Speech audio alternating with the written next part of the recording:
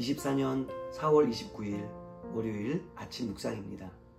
안녕하세요. 주님만 높이는 오디너리 교회 신종복 목사입니다. 먼저 오늘이라는 시간을 허락하신 주님께 이렇게 고백하십시오. 주님, 저의 인생은 주님의 것입니다. 저의 시간도 건강도 물질도 주님의 것입니다. 저는 주님께서 기뻐하시는 일을 하고 싶습니다.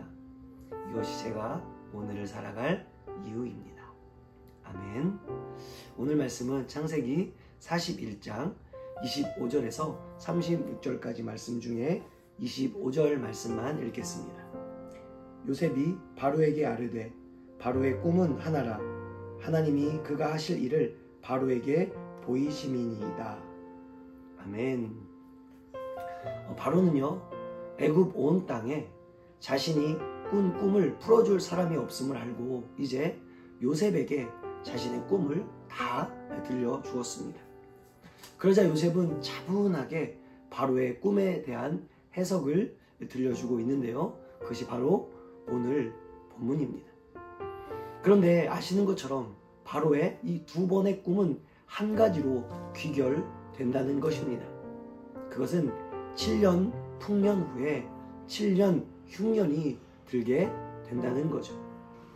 그리고 무엇보다 지금 바로의 꿈에 대해서 해석을 하면서 하나님께서 확실히 그리고 신속하게 그것을 이루실 것이라고 말씀하고 있더라는 거죠. 33절과 36절에는 대안을 제시하고 있습니다.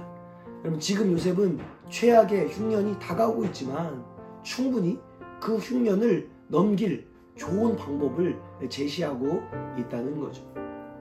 여러분, 이것이 요셉이 바로에게 들려준 하나님의 편안한 대답입니다.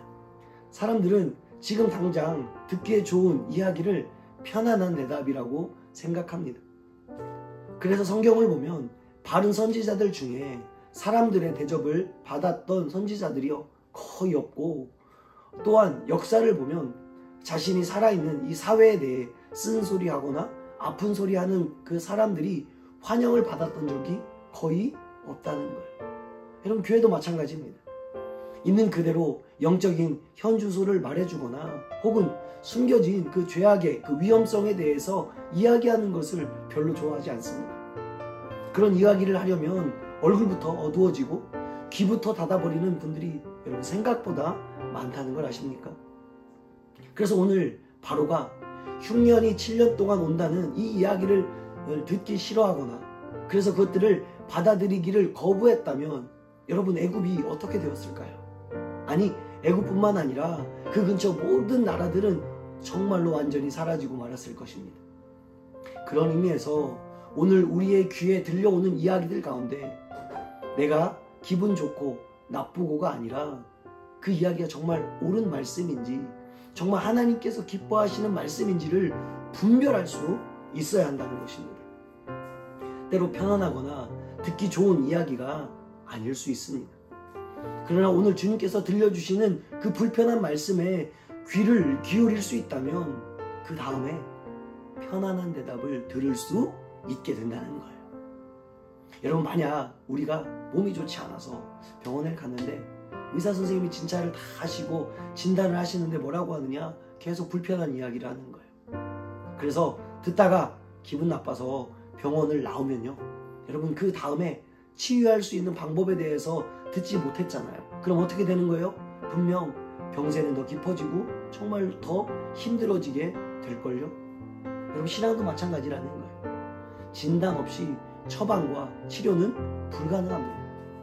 하나님께서 우리에게 들려주시는 때로 그 쓴소리를 들어야 그 뒤에 주님께서 들려주시는 해결책을 들을 수 있다는 것입니다. 하나님께서 주시는 이 편안한 대답은 여러분 마지막에 주어질 때가 많습니다. 지금 저희 교회에서 소아시아 7교회에 대해서 강해를 하고 있는데요. 그때 하나님께서 교회마다 때로 불편한 이야기를 들려주시거든요. 그런데 항상 그 마지막 부분에 해결책을 주시더라는 거죠.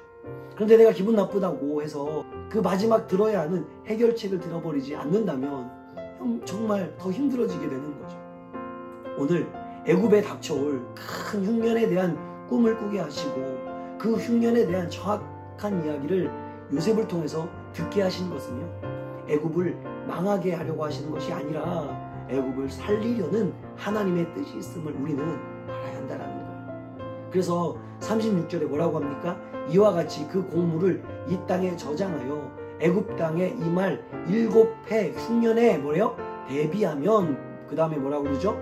땅이 이 흉년으로 말미암아 망하지 않으리라. 하나님께서 우리에게 주시는 건요, 예레미야 29장 11절 말씀처럼 여호와의 말씀이니라 너희를 향한 내 생각을 내가 하나니 평안이요 재앙이 아니라, 너희에게 미래와 희망을 주는 것, 이것이 하나님께서 우리를 향한 뜻인 거예요. 때로 쓴소리 들을지 모르겠습니다.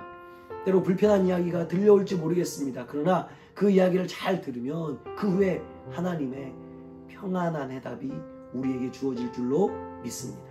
혹시 이 말씀 듣는 가운데 찔리는 어떤 부분이 있습니까? 하나님의 말씀으로 들으십시오. 이제 평안한 대답을 여러분에게 허락해 주실 줄로 믿습니다. 좋은 하루 되세요.